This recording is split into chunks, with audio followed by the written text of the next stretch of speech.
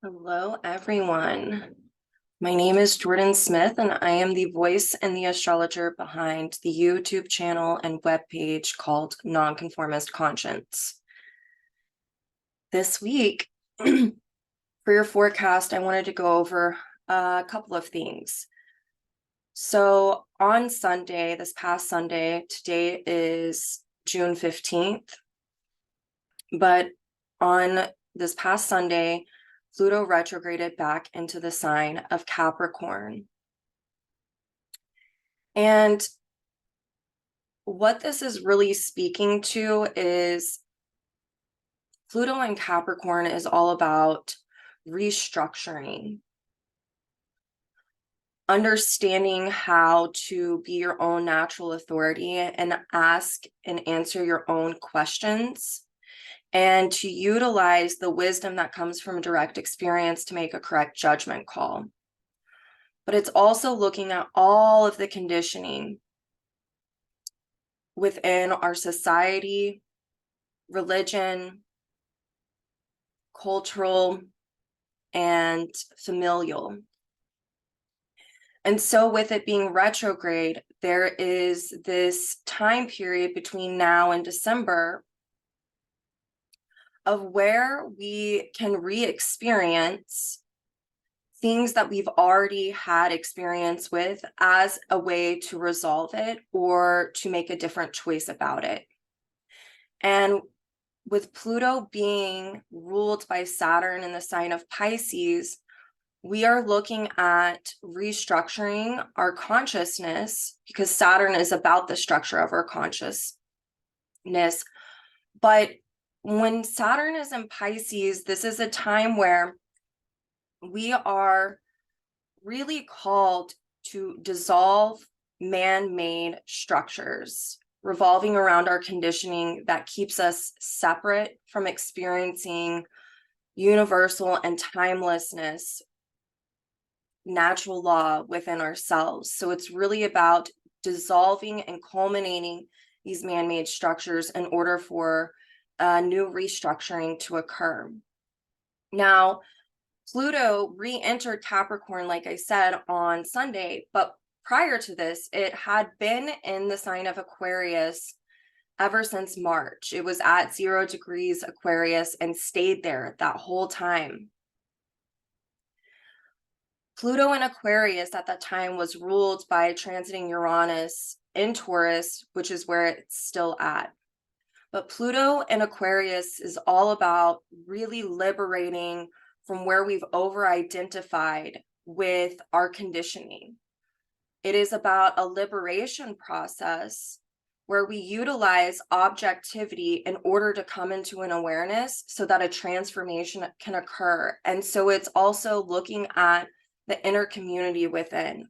What would it look like if you were your most natural self and didn't have the conditioning of a patriarchal overlay that all of us have right now and have for thousands of years?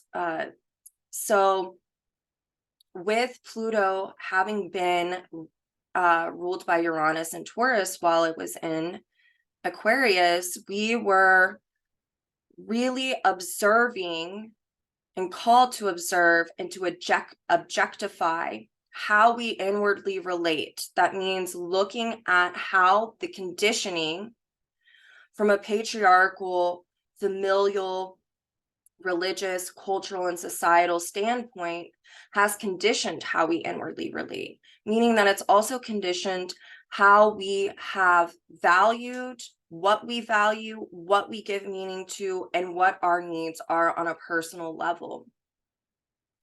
And there was a call to really observe these dynamics and see where trauma has been created from conditioning, from the way our families conditioned us, society, culture, religion, and the need to really liberate from that in order for us to have a radical alteration of how we inwardly relate. So it's a transformation of our relationship to self by liberating from values and beliefs and old needs that have affected how we do relationship with ourselves. So as it's moving back into Capricorn, or since it's moved back into Capricorn Pluto, we are to be utilizing that information that we were gathering while Pluto was in Aquarius. And now we're going to have instances that come up that resurface in order for us to resolve those dynamics and to make a different choice. And so on a collective level, we're looking at the structure of society and the need to dissolve man-made structures that are destructive and suppressive, repressive, and oppressive.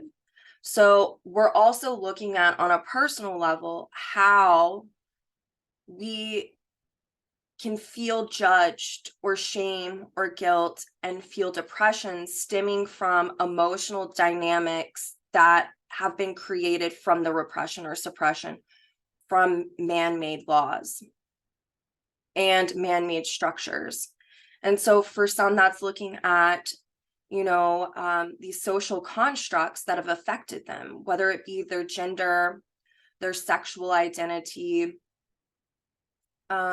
what they believe that's against the status quo, meaning that you could be born in a family who's ultra religious and that's not your truth for you. And so there's this need to reevaluate these areas of our life and continue this dissolving process, and to really release more temporal types of values and understand more universal and timeless values that are more in accordance with also natural law, things that are naturally occurring as opposed to man-made. So I wanted to really speak on this because we are in this time period for the next year and a half where Pluto is going to dip back into Aquarius and then dip back into Capricorn. And so the underlying tone is, when Pluto is in Aquarius, the need to objectify and to liberate and understand how our conditioning affects us on a personal level with our relationship to ourselves. And then as it moves back into Capricorn, to reflect on the dynamics that pop up as a way to, when you reflect on the past and how you handled something, there's wisdom in that, because you can make a judgment call. Did that work last time? Do I need to do something a little bit different? What is the wisdom I gained from the last time that this situation occurred? And so as we reflect, we get to integrate. So it's this objectivity, liberation, integration, reflection process that we're all going to be going through for the next year and a half. And so I wanted to speak on this because, one, Pluto just went back into Capricorn through retrograde, but also this Pluto is a big piece of the new moon that is coming up on June 17th in the late hours of the evening. So I want to talk about this new moon and really kind of dive into it. So Pluto is still squaring the nodes. And as I say every time I talk about this, in evolutionary astrology, when a planet like Pluto is squaring the nodal axis, you have to look at the node that that planet was last conjunct with and really concentrate on that node in order to have a resolution. Because when a planet squares the node, it can, through transit, it can create a situation where we aren't really able to integrate any one of the dynamics that are held within the south and the north node. And so whenever you concentrate on the node that that planet that's squaring the nodes was last conjunct with, then you get to have a resolution. And it, as you work on that node, and in this case it's the south node in Scorpio, as we do the Pluto and the south node in Scorpio work, it will naturally draw in the north node. And so there's not a flip-flopping back and forth between the dynamics. And so Pluto in Capricorn, squaring the nodal axis with the need for us to concentrate on the South Node in Scorpio, being ruled by this Pluto, is really getting to the bottom and penetrating and understanding the why, revolving around these types of conditioning factors of a familial, societal, religious, or cultural, and seeing how it's affected us on a psychological and emotional level. Meaning that how my parents, Capricorn, my natural authorities in my life, growing up, Capricorn, have conditioned me to get my needs met. And so we're looking at and needing to understand what constitutes our inner security. What is the ways in which I've gone about getting my needs met? Have I been taught that I need to depend on others? Maybe you grew up in a really codependent family and your family has strings attached to everything. So they want to help you out, but you feel really judged when you don't do what they want to do. And they bring that up like, well, I helped you. And as long as I'm helping you, you need to do as I say. Kind of these dynamics. And this is just one way that this can show up. It's the first thing I thought off the top of my head, but we're really wanting to concentrate and reevaluate, remembering that Pluto is retrograde, reevaluate these dynamics as they come up, because they will be coming up from now until, the end of this year, as a way to get to the bottom of them and understand what is known and familiar and where we need to release that. And that means that we're going to have to use the natural expression of Pluto and Capricorn. And in order to penetrate and get to the bottom of these dynamics and to understand how our social and familial conditioning and religious conditioning has affected our inner psychology and how we do partnerships with people, or the merging of things with people, knowing whom to trust and whom not to, depending on our conditioning, there's a need to naturally express that Pluto and Capricorn by reflecting on these dynamics as they surface, and to really understand that Uranus is still in Taurus right now. So we can utilize that energy to continue to objectify how these dynamics affect how we inwardly relate to ourselves. How have they affected what we need, how we get our needs met, what we value, what we give meaning to, our self-esteem? Are you self-sufficient, or are you dependent on others because you were conditioned to be that way? This is also looking at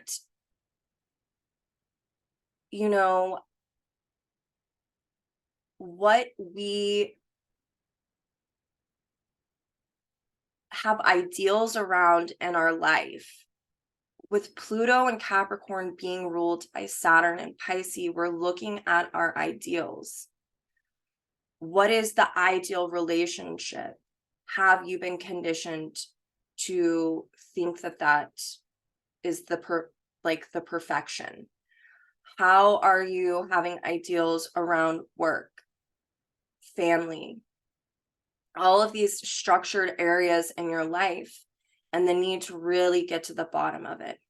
So I wanted to touch base on that, because as you do this work, as all of us do this work, it will naturally pull in the polarity of the North Node, because it excavates out old junk that's not in resonance with us, and new values and new ways of meeting our own needs can be integrated through doing this Plutonian Scorpionic work, through reflecting on dynamics as they resurface. So we're getting another opportunity to understand how we've structured our reality at this point in time. And that leads me to this new moon occurring on the 17th, where Pluto is going to be in a gibbous phase inconjunct to the moon in Gemini. So a new moon correlates or corresponds to a 6-month cycle that is new, revolving around our emotional dynamics. And for this new moon being in Gemini and ruled by Mercury in Gemini, it's around the ways that we've defined our structural reality. How have you been conditioned to define it? How have you contextualized life at this point in time, up until this point in time? And with Pluto inconjunct this moon in Gemini, there is a need to readjust oneself and one's thinking, Gemini, around how we've been conditioned and to redefine in order for a new restructuring to occur. And so this is a 6-month cycle of us learning about how to restructure our reality through redefining what our needs and our values are, what we believe. And it only comes through these instances of where a dynamic comes back around again. It's so interesting how, life and natural law works as we're integrating and we're coming into awareness to utilize that work that we're doing to integrate it. There's growing pains, and that's very natural. Perfection is an illusion. We have to take a few test runs before we get it right and come into balance and harmony with what we're working on. And so this inconjunct between Pluto and the moon, and also Pluto being retrograde, is this season of being able to practice what we've been learning and coming into an awareness, so that way we can have the transformation. And so now that we have been understanding how these man-made structures have affected us, and we're continuing to do this, we're now in a period of wanting to redefine what is true for us, what is authentic for us. Jupiter is on this north node in Taurus right now. So there's a need to expand upon this knowledge that we're getting as a way to redefine it in a very true and authentic way for each one of us on a personal level. And that means also relying on your intuition and listening to your inner voice to do so. Only you know what's right for you. Other people don't. You do.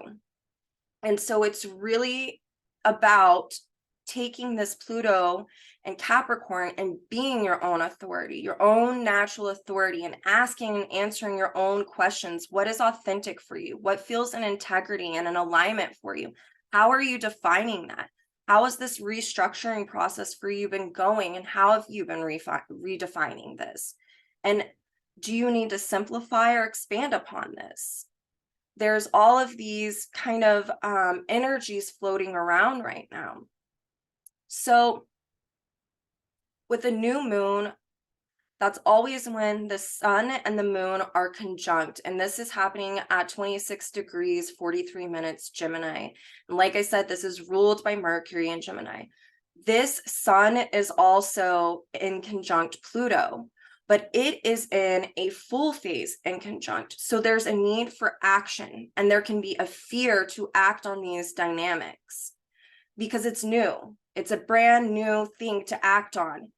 And it's not because we haven't been working on it. It's just there's the need to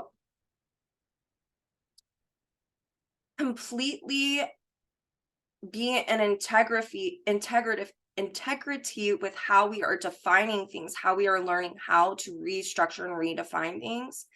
And that the sun is the integration point.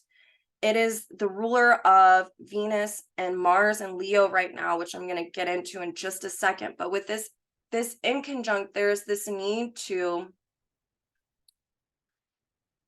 make sure that we are aligning ourselves in an integral way, and that we are projecting ourselves out into the world in a way that is an integral to ourselves. So it's really about this cultivation and integration of how we're defining ourselves and our structural reality around us. So that leads me to the ruler of this new moon, Mercury, is square to the ruler of Pluto, which, like I said, is in conjunct this new moon. And Saturn is stationed on this day, which really packs a potent punch. It is in a first quarter square to Mercury. And this is really, if we are reflecting on how our conditioning has affected us, and we're utilizing Saturn and Pisces to culminate these dynamics and dissolve them as a way to have culmination, and it's around these man-made social constructs of a variety of all types, then the call is to act, to create action, to learn what it means to redefine what one's values are in a timeless way. The beautiful thing about this is that with Saturn and Pisces, it's like divine guidance can be bestowed upon all of us at any given moment in time.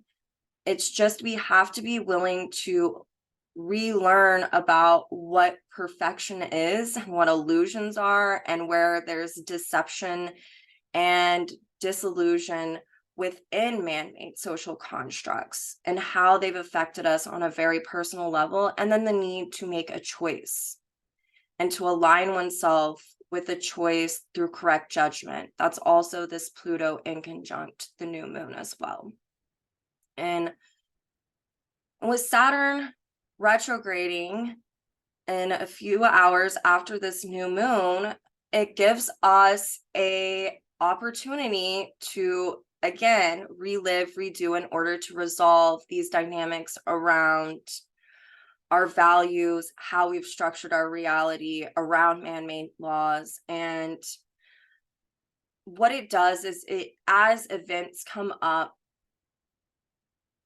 that get us in touch with where we've given meaning to something, like ultimate meaning to something that's more of a man-made structure or a temporal value or structure, we then get to reflect on how this is emotionally affecting us. Not only is Pluto square the nodes and the need to look at the south node, but the polarity point of Pluto is Cancer. So we have to be able to dive into our emotional body. And with Saturn and Pisces, my friend Kristen once said that it's like diving into the river with your clothes on. You can feel really weighed down. And when this feeling arises through this retrograde, knowing that this is really an opportunity and a blessing to be able to reflect on the why and get to the bottom of it, and to be your own authority. And that means that you can learn or relearn whom you are on a natural sense, and then you can redefine how you want to live and structure your life. So this is all about making choices and being responsible and integral within our choices of how we're defining things while we're in this moment in time. So Venus is in a last quarter sextile to Mercury. So Venus is about our relationship with ourselves. She's ruling this north node. She's ruling Jupiter conjunct the north node. She's also ruling Uranus and Taurus as well. And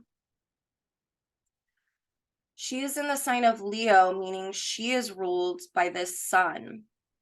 And Leo is really about self-love and creative self-actualization through self-love in its most highest expression, its most natural expression. And when we look at the ruler or the depositor of this Venus in Leo, which is the sun, the creative expression is through redefining what one's values are and how one inwardly relates. There is a creative force within that is wanting to come out through the integration of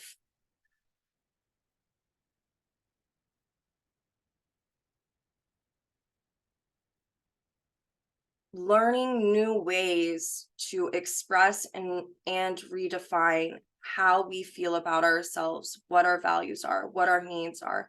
And it's also looking at what our natural resources are in order to do that.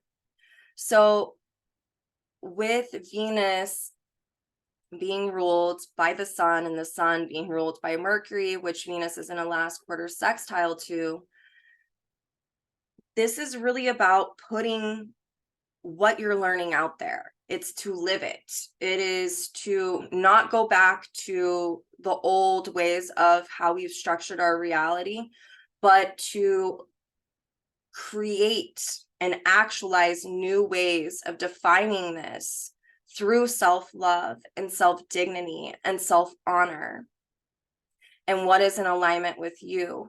And it's also about the co-creation process. If we're always co-creating with source, it's just some of us are in touch with it and some of us are not. But really what's wanting to happen with Saturn and Pisces and all, and like Neptune being the ruler of that and the sign of Pisces as well, which is, you know, moving into a sextile with Pluto, is we are wanting to co-create with nature, source, Gaia, as a way to come back into balance and harmony by releasing more temporal and man-made structures. And so there's this creative function within loving oneself and having self-honor and self-dignity and knowing that we're a part, like a piece of the divine instead of separate from her, them, he, whatever. And to really utilize this energy to be able to redefine and to make these choices. This also symbolizes that there are going to be choices that are made the next 6 months revolving around our relationships. Are you within self-love and self-dignity? Are you making a choice that's in integrity with whom you are? Are you being sovereign and autonomous? Are you being your own natural authority? Are you depending on someone else to make choices for you? Or are you able to ask and answer your own questions through listening to yourself? So as we do this, it just perpetuates this creative process that we're all in of creative actualization. So Venus is also square Jupiter. So this is, you know, in a first quarter square as well. It is really about when we co-create through how we're re-expressing, redefining ourselves and putting it out into the world. It's a call to make sure that it's within our authenticity and our truth, and that it corresponds to how we inwardly relate to ourselves. Is it in alignment with our values and our needs? And are we doing this in a very self-sufficient way? And that's what this square is really speaking to. So it's not getting hung up in an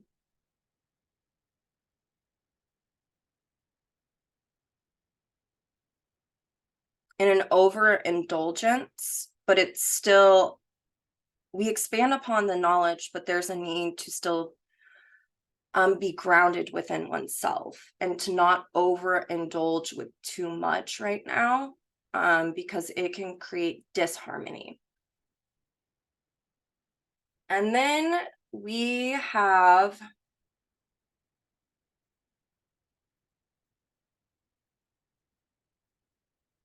Lilith inconjunct Chiron and Mars trine Chiron in a first quarter phase. So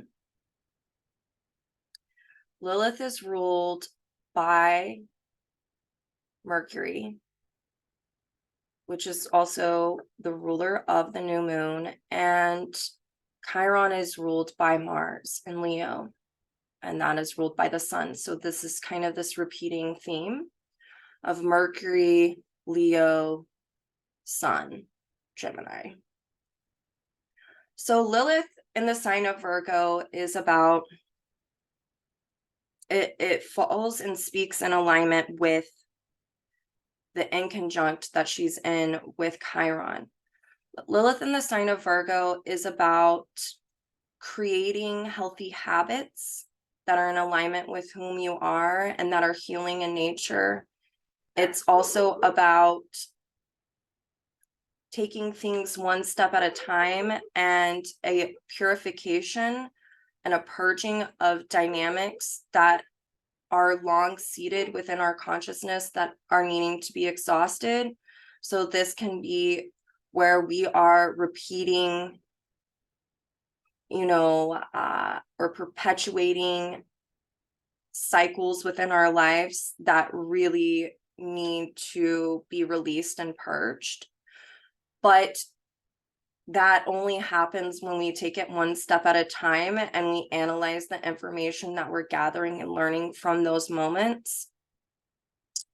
There's also already a natural inconjunct between Virgo and Aries. And this is where Lilith being in Virgo is about returning to the center of whom we most naturally are by understanding what steps we need to take and what habits we need to create, what type of spiritual or cosmological value system that we need to have. It's also where we can feel perfection paralysis and the need to get in touch with where we feel guilt or shame that is conditioned as opposed to natural, in order for this returning to center and an alignment of the masculine and the feminine to occur. But with the inconjunct between Virgo and Aries, this is a need to create action for self-improvement. So we are being like in this apprenticeship right now of how we are restructuring and redefining our lives with Lilith in the sign of Virgo. But if we get caught up in shame, guilt, or any of these kind of man-made constructs that keep us from experiencing the truth of whom we are, it can create a perfection paralysis, and the experience of disillusionment can come in. But with the inconjunct between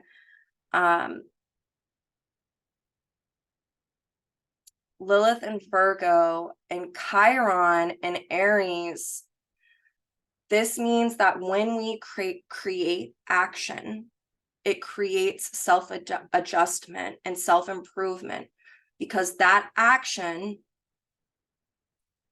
creates a reaction which gives us feedback. And that feedback is where we can analyze from this, Mercury and Gemini, that is the ruler of Lilith and Virgo. We're collecting information as we're getting this feedback after we've created an action. And then with the Virgo overlay on Lilith, we get to analyze this and have discernment around it. That way we can perfect what it is we're wanting to do. And the piece of Chiron and Aries being ruled by Mars and Leo is a need for self-leadership. It's about changing our awareness around where we've been wounded, where we felt like we couldn't be our own leader, or where we felt like our identity was stripped from us, or where we feel like we need to create a new identity because as we're doing this work, we're realizing, oh my gosh, how I was conditioned really is not who I am. And so the function is to create a readjustment through acting on our own self-leadership and knowing that the value is in the effort and that you're probably going to mess up, occasionally. And that doesn't mean that things are null and void. It actually means that you're on the right track, because when you mess up, you're aware of it. And so it's really not a mess up. It is a part of the process of learning and perfecting what it is that we're learning right now. And with Mars being the ruler of Chiron in this conversation, this is about desiring to creatively actualize in a way that's in alignment with our heart and whom we are, and to go after what it is that our heart is desiring on a very personal level. And through that, it creates a new way of defining oneself, with Mars being ruled by the sun in Gemini. And so we're in this adjustment period. This new moon has a lot of reevaluating and readjusting going on in it. And it's all about the need to reflect, collect the information, analyze it, and then have a redefinition. And to do it in a way that's in integrity and feels in alignment with whom you are and being your natural authority. Mars is trine Chiron in a first quarter trine. So that actually means that for some, they can feel a little bit of tension. It's an underlying tension of where they feel like energy is stagnant, revolving around where they felt wounded in the past. And the beautiful thing about it is with Mars being the ruler of Chiron and trining it, there is an ease of being able to integrate this information and to create a different awareness around it that's actually more healing for us, with Lilith inconjunct the Chiron, and then Chiron's ruler Mars trining it. We can really creatively actualize through changing our awareness and redefining where we felt wounded prior to.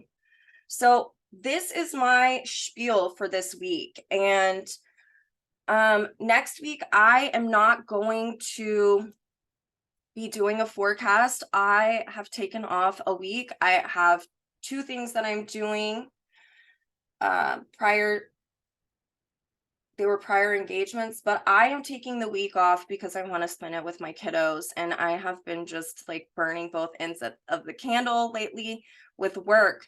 So I want you guys to know that in 2 weeks, another forecast will be out. I posted a very comprehensive written report going over this new moon and these energies I was talking about. I went into it in depth. And so if you want to go and read that, you can. I will post the link to that in the description for this video. Also, I am going to be speaking at the Evolutionary Astrology Conference in October. This is an online conference, and it is a gathering of evolutionary astrologers, a lot of the old timers like Patricia Walsh and, oh my gosh, Kristen Fontana, Ari Moshe Wolf, David Green, Rose, who else? There's tons of people. I know Demetra George is going to be there. There's quite a few speakers going to be there. And I know Simon Voister. There's just so many. I can't even name them all. They are going to be teaching, but me and Helena Garcia are going to be teaching a class on Lilith, the asteroid, and her nodes, which is what I brought up during this whole video going over the new moon. And if you want to sign up and register for that conference, it's online. You get to have all the recordings for a lifetime afterwards. And if you want to have a discount for your registration, you can use my name, Jordyn, spelt with a Y, as a coupon code to receive 10% off. And I would love to see some of you guys there. This is just a phenomenal time. You can also just purchase one class and you don't have to be there. That's the beauty of this being online, is that if you can't be there, you will still get the recording and receive that recording. So sign up. I would love to see you. I would love to interact with you and answer your questions. As always, you can go to my website. I'm going to post the link for my website and the link for the registration for the Evolutionary Astrology Conference. And I will see you guys in 2 weeks. Thank you so much and have a beautiful new moon. This is like the energy of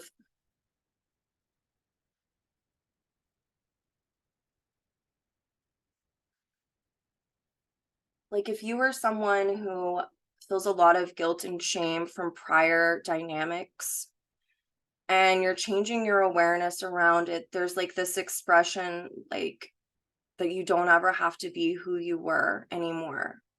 And this is that period of time. Like you get to redefine and re-understand whom you are on a natural level. And this new moon is here to kickstart that. So enjoy it, embrace it, and align yourself with your own natural values and sovereignty and integrity, and be your own natural authority and go out there and kick ass. I will see you guys in 2 weeks.